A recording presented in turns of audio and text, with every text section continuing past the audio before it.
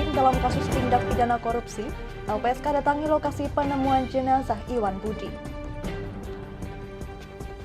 Badan Narkotika Nasional Provinsi Jawa Tengah amankan 1 orang pengunjung dan 1 karyawan tempat karaoke diduga terindikasi narkoba. Kapolres Subang, Jawa Barat kunjungi Pondok Pesantren Al-Firdaus yang merupakan pesantren difabel untuk memberikan pelatihan kopi dan jamur tiram. Selamat malam pemirsa, bersama saya Amanda Soraya, inilah Jateng hari ini. Ya, kita ke berita pertama. Badan Narkotika Nasional Provinsi Jawa Tengah atau BNNP Jawa Tengah pada Kamis malam menggelar razia narkoba di tempat hiburan Kota Semarang. 2 orang yang ditengarai sebagai pengguna narkoba diamankan untuk diperiksa lebih lanjut.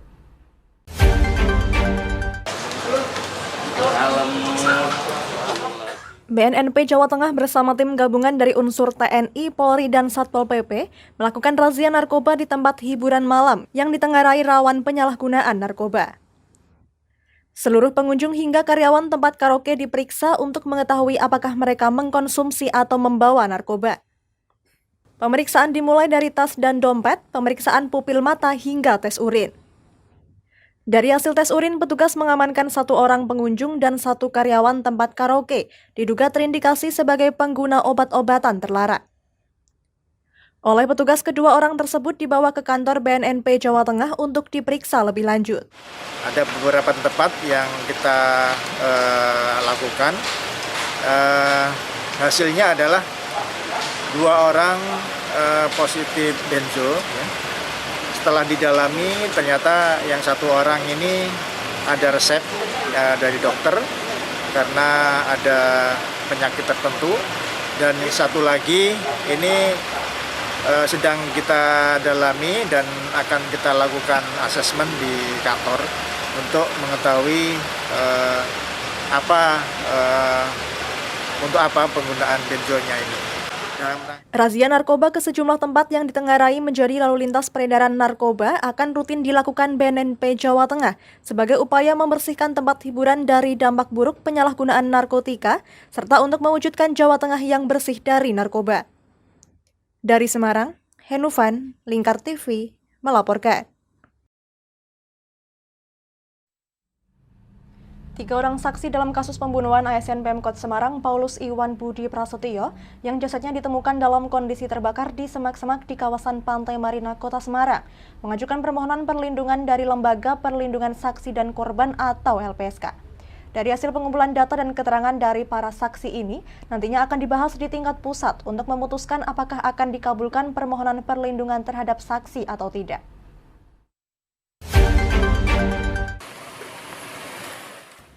Lembaga Perlindungan Saksi dan Korban atau LPSK mendatangi Kota Semarang untuk melakukan pendalaman terhadap kasus pembunuhan aparatur sipil negara Pemkot Semarang, Paulus Iwan Budi Prasetyo, yang jasadnya ditemukan dalam kondisi terbakar di semak-semak di kawasan Pantai Marina, Kota Semarang. Kehadiran tim dari LPSK yang dipimpin oleh Wakil Ketua LPSK Edwin Partogi ini dilakukan menyusul adanya pengajuan permohonan perlindungan 3 orang saksi dalam kasus pembunuhan tersebut. Edwin Partogi menyatakan selama di Kota Semarang, pihaknya telah berkoordinasi dengan sejumlah pihak, salah satunya Polrestabes Semarang, dan telah meminta keterangan sejumlah saksi. Dari hasil pengumpulan data dan keterangan dari para saksi ini, nantinya akan dibahas di tingkat pusat untuk memutuskan apakah akan mengabulkan permohonan perlindungan terhadap ketiga saksi atau tidak. Ada permohonan perlindungan yang diajukan oleh 3 orang saksi dari peristiwa pembunuhan Iwan Budi Paulus ya, yang sedang kami dalami juga informasinya, keterangannya. Kami sudah mendapatkan keterangan dari 7 orang saksi ya, dan juga kemudian koordinasi dengan pihak-pihak terkait termasuk dari Polrestabes Semarang. Hari ini kami melakukan kunjungan ke TKP untuk melihat secara langsung seperti apa. Kami juga sudah dijelaskan oleh Polres tentang proses penyidikan seperti apa dan termasuk perkembangannya. Tentu semua hasil yang kami peroleh dari pendalaman ini, dari investigasi ini akan kami bawa ke rapat pimpinan LPSK untuk diputuskan permohonannya diterima atau ditolak. Sementara itu Kapolres Tabes Semarang Komisaris Besar Polisi Irwan Anwar menyatakan bahwa seluruh perkembangan penyelidikan dalam kasus pembunuhan pegawai Bapenda Kota Semarang ini telah disampaikan kepada pihak LPSK. Irwan Anwar pun memastikan bahwa pihak kepolisian akan bekerja secara profesional agar kasus kematian Iwan Budi segera terungkap. Kita menyampaikan progres penanganan perkara yang kita tangani, mulai dari laporan awal, hilangnya korban, kemudian olah TKP, kemudian penanganan barang bukti, baik itu barang bukti digital dan seterusnya. Kemudian juga keterangan para saksi yang sudah kita mintai informasi sejauh ini. Seputar itu saja. Tadi dari tim LPSK kan sebelum ke Polres juga mengunjungi beberapa tempat, ke rumah korban, kemudian mencoba menelusuri titik-titik CCTV dan seterusnya. Iwan Budi Prasetyo ASN Pemkot Semarang yang menjadi korban pembunuhan jasadnya ditemukan dalam kondisi terbakar di semak-semak kawasan Pantai Marina Semarang pada Kamis 8 September.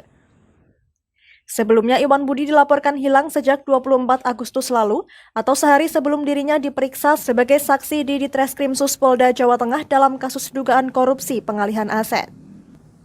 Dari Semarang, Henufan, Lingkar TV, melaporkan. Kenaikan harga kedelai berimbas pada perajin tahu di Kabupaten Pati. Perajin tahu merasakan dampak dari kenaikan harga kedelai ini. Untuk mengurangi kerugian, mereka pun terpaksa mengurangi ukuran tahu untuk menyiasati harga.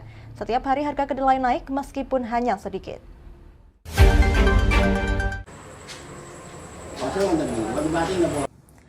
Kenaikan harga kedelai berimbas pada perajin tahu di Kabupaten Pati. Perajin tahu merasakan dampak dari kenaikan harga kedelai ini. Untuk mengurangi kerugian, mereka pun terpaksa mengurangi ukuran tahu untuk menyiasati harga. Setiap hari harga kedelai naik meskipun hanya sedikit.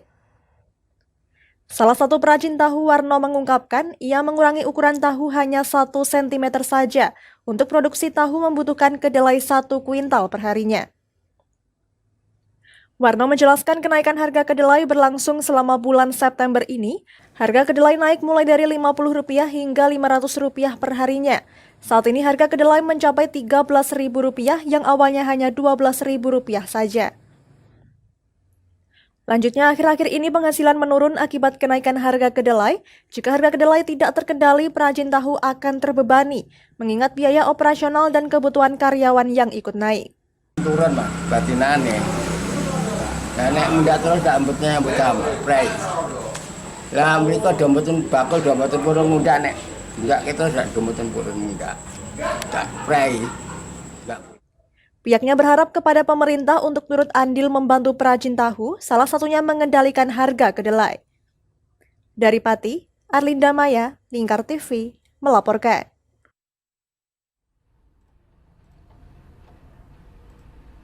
Jangan kemana-mana pemirsa, kami akan kembali usai jeda pariwara. Tetap bersama kami.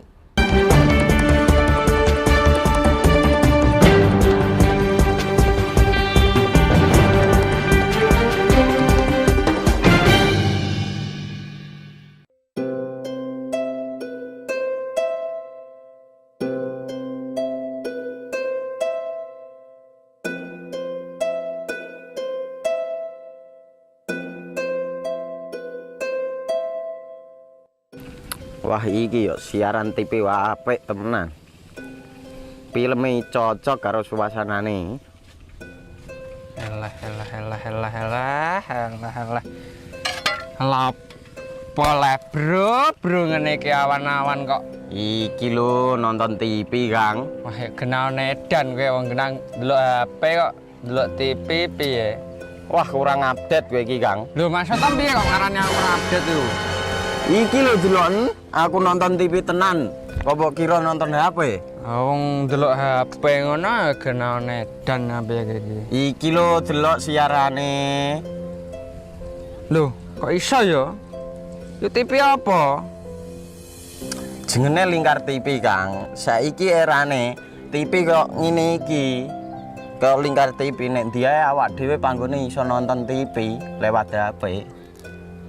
Kok Berarti ngene iki. Ono film-film ngene iku ya. Iya, filmnya apik-apik kaya ngene iki.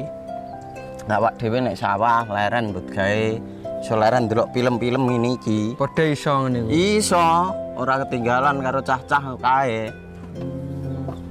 Duh. HP ku kok ora iso tak nggo ngono piye carane iki? Ki lho Rip, tak doi carane. Piye? Kowe buka Play Store. Play Store, Mas. Yo iku pokoke. Play Store apa? Ketik Lingkar TV.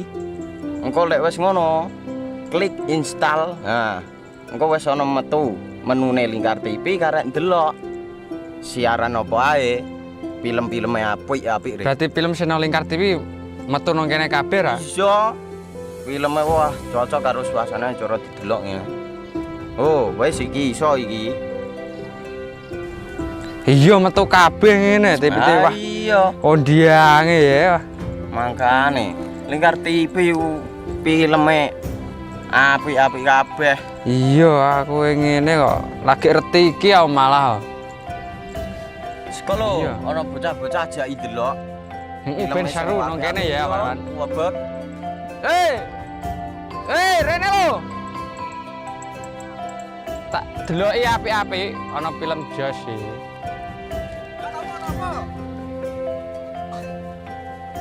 Rene go Rene. Oh iki lho tak deloki film nang Lingkar TV. Solutif dan terpercaya. Tonton siaran Lingkar TV melalui aplikasi Lingkar TV di Play Store. Dengan cara ketik Lingkar TV di pencarian Play Store, kemudian tekan install. Mudah bukan? Nikmati tayangan-tayangan menarik dari Lingkar TV kapanpun dan dimanapun Anda berada. Tinggal tekan menu Lingkar TV di HP Anda dan selamat menonton!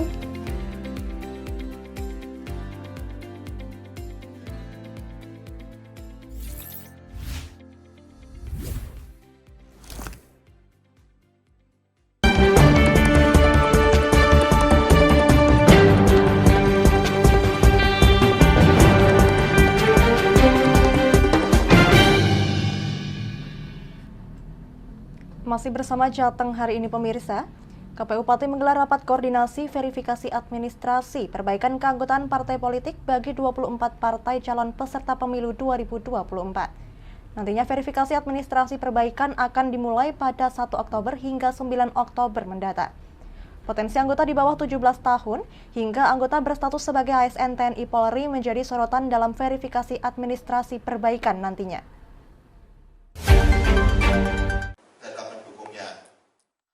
Bertempat di Hotel New Merdeka pada Jumat pagi, Komisi Pemilihan Umum Kabupaten Pati menggelar rapat koordinasi verifikasi administrasi perbaikan keanggotaan partai politik calon peserta pemilu tahun 2024 mendatang. Dalam rakor tersebut diikuti oleh para partai politik serta stakeholder terkait. Dalam rakor tersebut, KPU Pati menyampaikan hal-hal yang berkaitan dengan perbaikan keanggotaan, seperti halnya potensi anggota usia di bawah 17 tahun maupun anggota berstatus ASN TNI Polri. Verifikasi administrasi perbaikan keanggotaan partai politik calon peserta pemilu sendiri akan dimulai pada 1 Oktober hingga 9 Oktober mendatang. Sebanyak 24 partai akan diverifikasi keanggotaannya dalam vermin perbaikan nantinya. Kalau terkait dengan usia, mereka juga tetap seperti di tahapan pertama verifikasi administrasi tahap awal itu, dia juga harus menyertakan surat pernyataan dilengkapi dengan dokumen pendukung berupa akta nikah atau surat nikah. Kemudian kalau potensi pekerjaan tadi yang dilarang, misalnya dia TNI Polri, maka yang bersangkutan juga harus mendatangi anggotanya itu untuk mendapatkan surat pernyataannya dan dilengkapi dengan SK pemberhentian atau surat pensiunnya, misalnya keputusan pensiun. Lebih lanjut, Divisi Teknis Penyelenggaraan KPU Pati Supriyanto menjelaskan bahwa dalam vermin perbaikan ini semua partai diberikan kesempatan untuk perbaikan, artinya tidak hanya partai yang belum memenuhi syarat saja, melainkan yang sudah pun diberi kesempatan memperbaiki lagi. Dalam verifikasi administrasi perbaikan keanggotaan partai politik nantinya, KPU Pati berharap tidak terjadi lagi permasalahan seperti anggota ganda eksternal. Terdapat anggota ASN TNI Polri maupun usia anggota di bawah 17 tahun, Hal ini mengingat agar partai politik bisa memenuhi syarat minimal di tingkat kabupaten dan akan berlanjut di tingkat provinsi. Dari Pati, Fajar Mukti, Lingkar TV, melaporkan.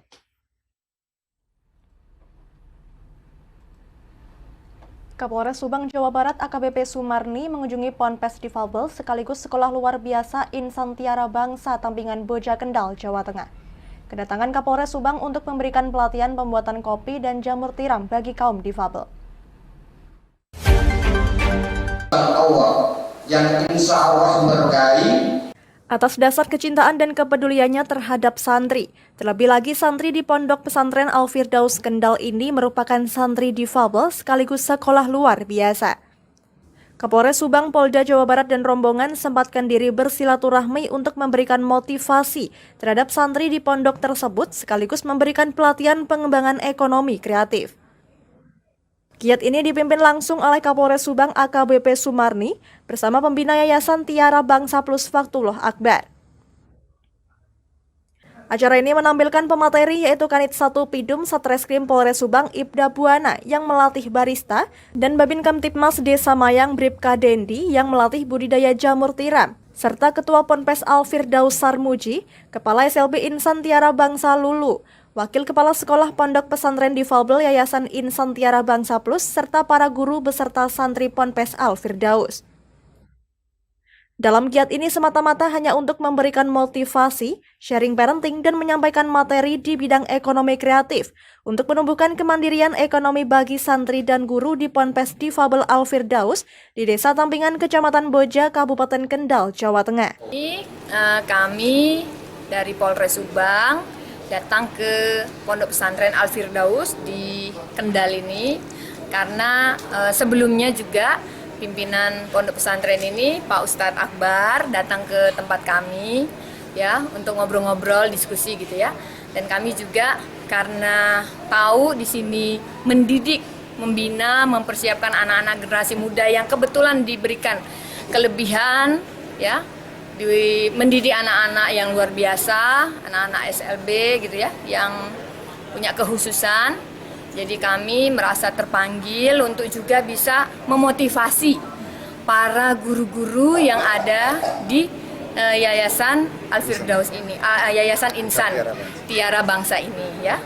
Jadi kami selain memberikan motivasi juga kami mengajak Babin Kamtipmas kami yang kebetulan juga punya usaha di bidang pembudidayaan jamur tiram dan juga kopi. Kita mengajak mereka untuk datang memberikan pelatihan bagaimana menyajikan kopi, pelatihan barista kopi, dan pelatihan pembudidayaan jamur. Dan kami berharap pelatihan ini bisa memberikan sedikit kemandirian baik untuk anak-anak yang dididik di sini maupun untuk Bapak Ibu guru, sehingga bisa menambah penghasilan mereka selain mereka mungkin digaji ya dengan gaji yang mungkin masih kecil ya Pak. Nah kami Bukan berharap gaji, Bu. Ya honor lah, honor yang masih kecil sehingga mereka bisa mendapatkan penghasilan lebih dari usaha yang hari ini kami sampaikan kepada Bapak Ibu guru. Yang kita berikan pelatihan baik anak-anak yang sedang menimba ilmu di sini maupun Bapak Ibu guru yang mendidik anak-anak tersebut. Pembina Yayasan Insan Tiara Bangsa Faktullah Akbar mengatakan, hubungan baik dengan Kapolres Subang bermula melalui media sosial dan berlanjut hingga silaturahmi ke Kapolres Subang. Karena kepedulian terhadap kaum difabel, beliau menjadwalkan untuk datang di Ponpes Difabel Al-Firdaus. Kebetulan di sela-sela aktivitas saya, itu kami sering berselancar di medsos. Awalnya tahu Ibu Sumarni ini kan dari medsos. Nah, terus kemudian saya lihat profilnya, saya lihat aktivitasnya. Saya melihat sosok Ibu Sumarni, Kapolres Subang ini satu sosok yang memang perlu kami hadirkan di sini untuk contoh anak-anak kami, untuk figur anak-anak kami. Kenapa? Dalam sistem pendidikan kami lebih banyak memberikan edukasi, contoh, teladan ketimbang teori. Salah satu siswa difabel Dani di SLB kelas 2 SMP yang menjadi peserta pembuatan kopi merasa senang lantaran kopi buatannya bisa langsung diminum. Kapolres juga sempat berbincang dengan anak difabel dan mendengarkan ketika Dani menghafalkan Al-Quran. innahum kanu la ya. Enak nggak kopinya? Manis kayak. Pakai es, pakai susu. Oh, sama es sama susu. Oh, es sama susu. Ibda Buana yang juga membidangi barista cafe dan Bribka Dendi yang memiliki usaha di bidang budidaya jamur tiram, mereka membagikan ilmu dan pengalamannya kepada anak-anak dan bapak ibu guru di Ponpes Difabel Al-Firdaus ini. Selain itu, semua santri dan guru juga mendapatkan bingkisan dari Kapolres Subang. Diharapkan setelah pelatihan ini, para siswa difabel maupun guru bisa mengembangkan ilmu yang diberikan seperti membuat jamur tiram dan membuat kopi. Dari Kendal, Muhammad Arya, Lingkar TV, melaporkan.